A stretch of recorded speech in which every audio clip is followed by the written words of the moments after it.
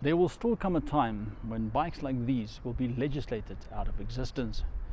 How is it possible that from all this time, no health and safety officer donning a high-vis jacket and a clipboard has come along and pointed menacingly at a superbike? This is a lethal weapon in the wrong hands, and I am pretty sure that shortly we won't be seeing liter bikes on the road anymore. This is the new Honda CBR1000RR Fireblade.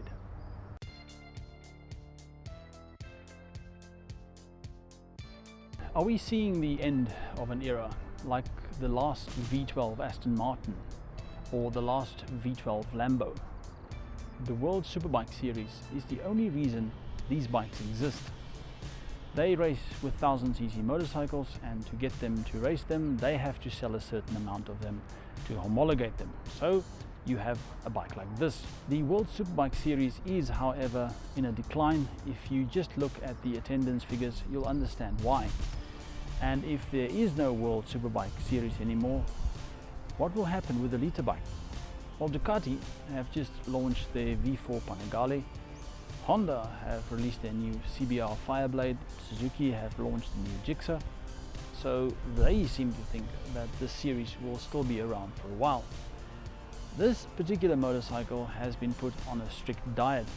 Every single component on this bike has been trimmed down, re-engineered, reimagined to make the bike almost 15 kilos lighter than its predecessor. To give you an idea of how pedantic they are, even the plastics on this bike was shaved by 0.2 of a millimeter. There are two versions of this motorcycle available. There's the RR and then there's the SP.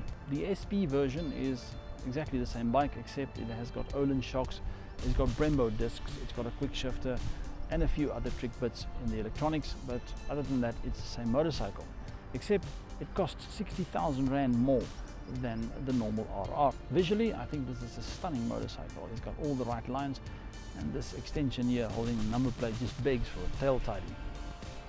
This bike has got a host of new electronics. You can set the power output, you can set the engine braking, and you can also set the traction control individually. So you'll be able to tailor this motorcycle to your every need. The whole idea of this Fireblade is for Honda to make a track bike that you can use on the road. For that, they've got mirrors that can fold up when you are on the track, and Honda actually encourage you to take your bike to a track. On the road, this bike is pretty much like any superbike. It props you into the tuck position, and it really wants you to race this bike. I have ridden a few superbikes over the last year, and I must admit that the Fireblade to me was probably the easiest motorcycle I have ridden. The Kawasaki ZX-10 is bigger, it fits me better, but I feel that I can go faster on the CBR. In proper hands, in proper racing hands, the ZX-10 will probably run rings around this, but for me as an inexperienced track rider, this was a very easy motorcycle to ride. The Honda CBR1000RR is by no stretch of the imagination a beginner's bike. You have to have a certain level of experience before you get on one of these. Don't climb off your 125, get on this and expect not to crash. The Honda CBR1000 is an extremely lightweight motorcycle. This one weighs in at about 195 kilos and it produces close on 190 horsepower, so it's almost 1-to-1 ratio power to weight. I am known as somebody that doesn't like superbikes, and it's got nothing to do with the bike. It's the fact that I can't fold up onto these things.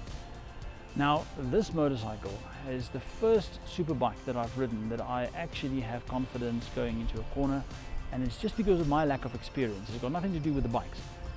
So if you are in the market for a superbike and your skill level is not quite up there, take a look at the Honda CBR1000. You will be pleasantly surprised at how easy this bike is to ride. So I hope that the liter bike does survive. I hope that the World Superbike Series does have a revival, because somewhere in me there is still a little boy that wants to race the living daylights out of this thing.